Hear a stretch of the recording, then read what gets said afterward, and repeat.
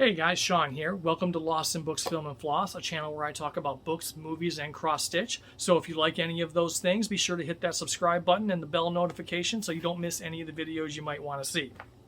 Today, I'm talking about books, and more specifically, I'm doing my second part of my 2022 so far book haul. This is a spattering of the books I've gotten in the time that I was not doing booktube videos. And today I'm doing my focused one on Tilted Axis Press. I started really getting into translated literature this year, and I started really getting into Tilted Axis Press specifically. It's a UK publisher, and they number all their editions. So once I found that out, I kind of wanted to start collecting them all. So that's what I started doing. So I'm going to go through these in number order. I have 1, 2, 3, 4, 5, 6. 1, 2, 3, 4, 5, 6, 7, 8, 9. I've got 9 books here. And so I'm just going to go through them. I'm going to read the backs are kind of short. I'm going to read the back for you so you know what it's about. And I'll put a link for US people. I'll put a link to Book Depository in the description boxes where I get. That's how I order them. So we have spine. No, I'm doing this like the Criterion Collection. Spine number 1 is Panty by Sanjita Bandyopadhyay. Translated by Arunava Sinha. And this says, this is not a description. These are just quotes. These are just blurbs. So, here we go.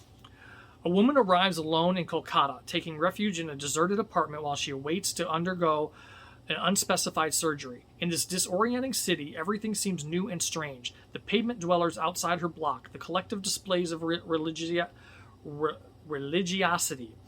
the power cuts and alarming acts of arson, her sense of identity already shaken. When she finds a stained pair of leopard print panties in the otherwise empty wardrobe, she begins to fantasize about their former owner, whose imagined life comes to blur with and overlap her own. Pairing manic energy with dark eroticism, Sanjita Bandyopadhyay's writing has a surreal, feverish quality, slipping between fluid subjects with great stylistic daring. So that is Panty. We have spine number 2, 100 Shadows by Hwang Youngjun, translated by Young Yewon. This says, introduced by Han Kang, winner of the International Booker Prize. I'm like, I don't remember seeing this on the International Booker Prize winners list.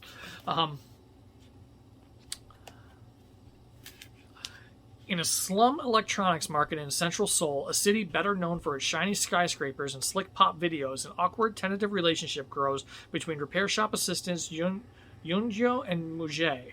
Having both dropped out of formal education, their circumstances are already uncertain when the market is earmarked for demolition, an event seemingly linked to a strange recent development. The shadows of the slum's inhabitants have started to rise. That sounds interesting. A few of these I didn't even read the descriptions for. I just started buying from the top numerically so that it didn't go out of print and I couldn't get it. We have number 4. This is the sad part was I jumped ahead to number 4 because Book Depository didn't have this in stock. And it looked like I had to go through another way to get it, so I was worried that this one was kind of maybe possibly going out of print, and it looked like number 3 was well stocked, so I jumped to number 4 so I can make sure I got it. And I haven't gone back to buy number 3 yet. So this is The Sad Part Was by Prabda Yoon, translated by Mui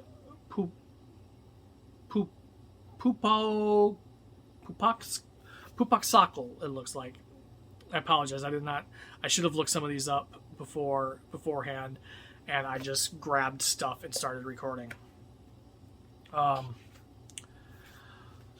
In these witty postmodern stories, okay, so it's a story collection, Yoon riffs on pop culture, experiments with punctuation, flirts with sci-fi, and in a metafictional twist, mocks his own position as omnipotent author. Highly literary, his narratives offer an oblique reflection of contemporary Bangkok life, exploring the bewildering, disjunct, and oft hilarious contradictions of a modernity that is at odds with many traditional Thai ideas and relationships, family, school, and work. So it's a story collection. Yeah, it doesn't say stories on the front. This is number 10. This is Tokyo Ueno Station by Yu Miri, translated by Morgan Giles. This won the National Book Award translated fiction 2 years ago, I think. So this one was already on my radar. Born in Fukushima in 1933, the same year as the Emperor, Kazu's life is tied by a series of coincidences to Japan's imperial family and to one particular spot in Tokyo, the park near Ueno Station, the same place his unquiet spirit now haunts in death. It is here that Kazu's life in Tokyo began as a laborer in the run-up to the 1964 Olympics, and later where he ended his days living in the park's vast homeless villages, traumatized by the destruction of the 2011 tsunami and enraged by the announcement of the 2020 Olympics. I actually haven't seen many reviews on this one, even though it was the National Book Award winner for translated fiction. The National Book Award is something I don't see talked about a ton on BookTube in general. Russell at Ink and Paper Blog is really big on the National Book Award, but only the non-translated fiction part of it. And Greg at Supposedly Fun, he'll do a reaction video, but again, mostly for the nonfiction and general fiction parts of it. So, like I said, it's not an award I hear talked about, especially to the extent like the UK prizes, Man Booker and Women's Prize. So I haven't heard as much as I feel like I should have about this. The next one is number 19. This is Strange Beasts of China by Yan Ji. This is one I have actually read. This was in the octafinals for the translated fiction portion of the BookTube Prize this year, and I listened to the audiobook of this then. And this is kind of an interconnected collection of stories about these strange beasts. So each chapter is about a beast. So you have sorrowful beasts, and then the one back here, flourishing beasts. So it starts off, it follows a writer, and she writes about these beasts. But then there's this there's this through line story with her and her old professor.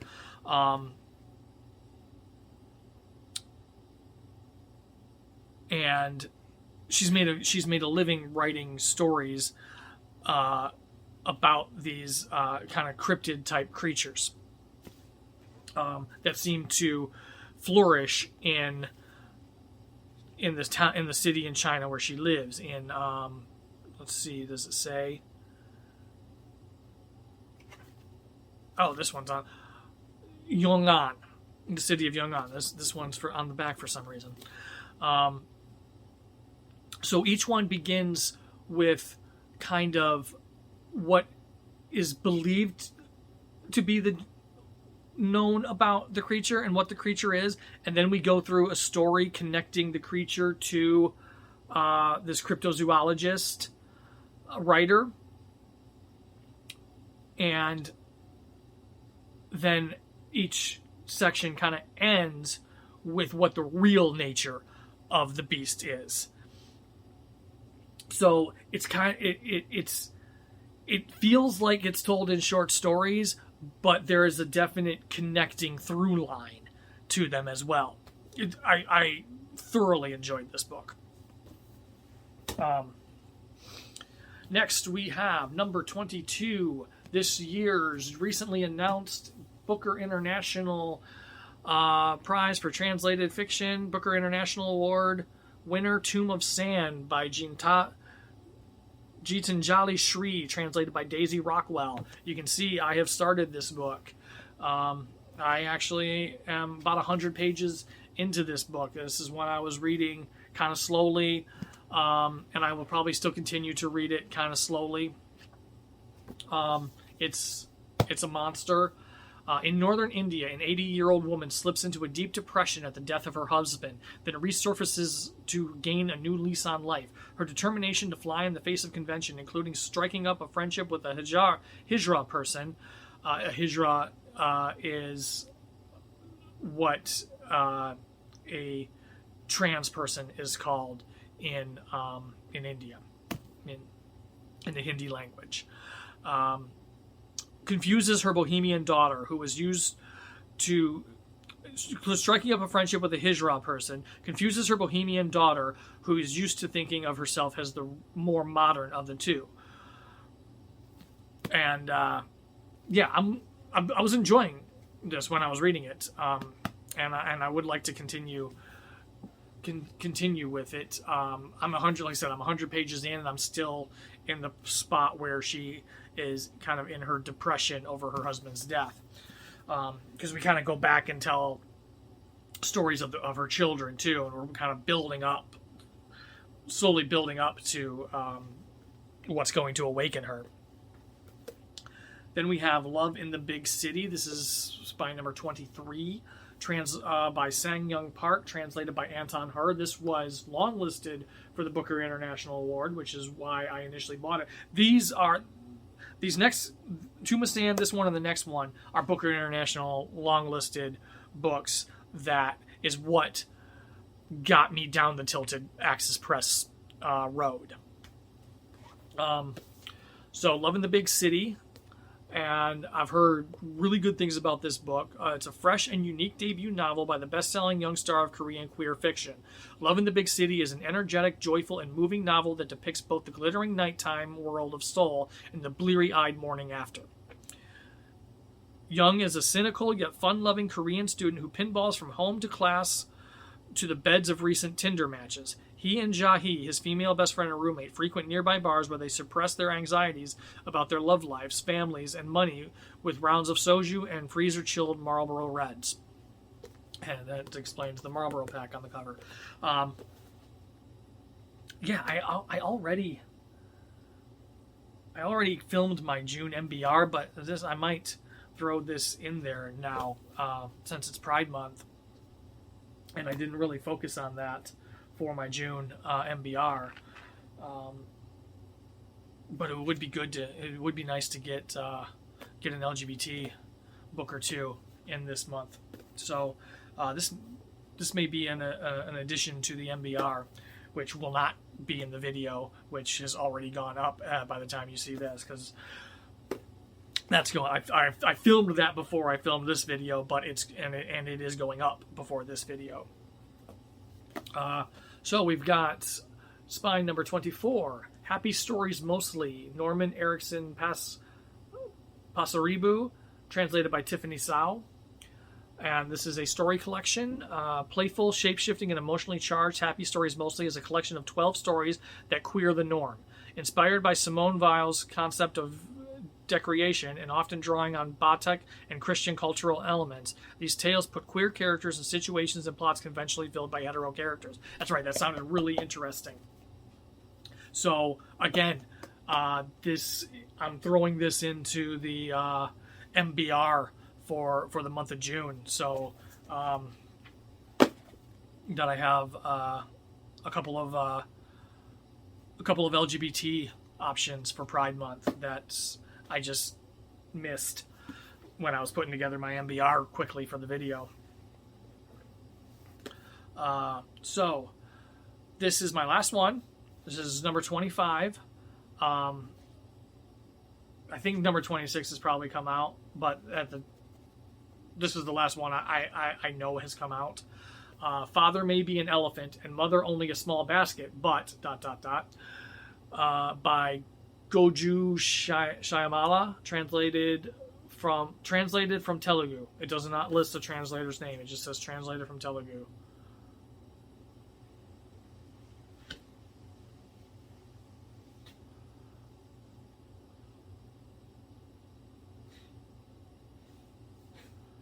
Now on this page it says Inugantha Tandrikana Ekula Bhutanta Talinayam.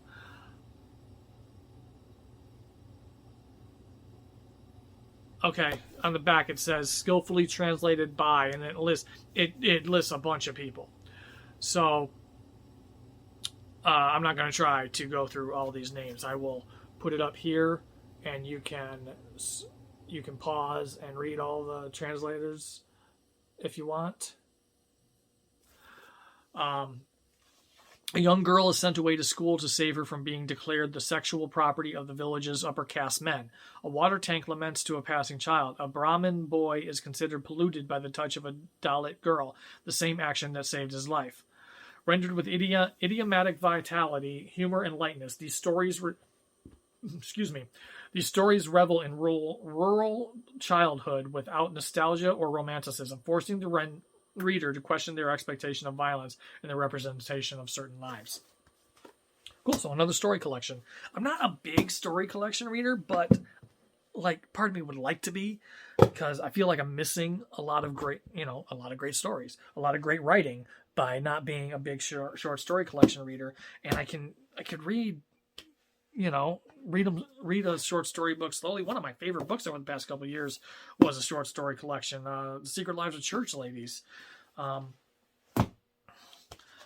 But anyway, that is my Tilted Axis Press book haul. I'm going to have one more coming, and there's going to be a part 3, and it's going to be my New York review of books. I kind of went down a little rabbit hole there too. So that's it for this one. Thank you to all my subscribers. Let me know in the comments if any of these sound interesting to you, or if you've read any of these, or if there's Tilted Axis Press books here that you have read and own or have read that I don't have in here. Let me know about. Maybe I'll prioritize picking those ones up. Or just let me know what translated fiction you like.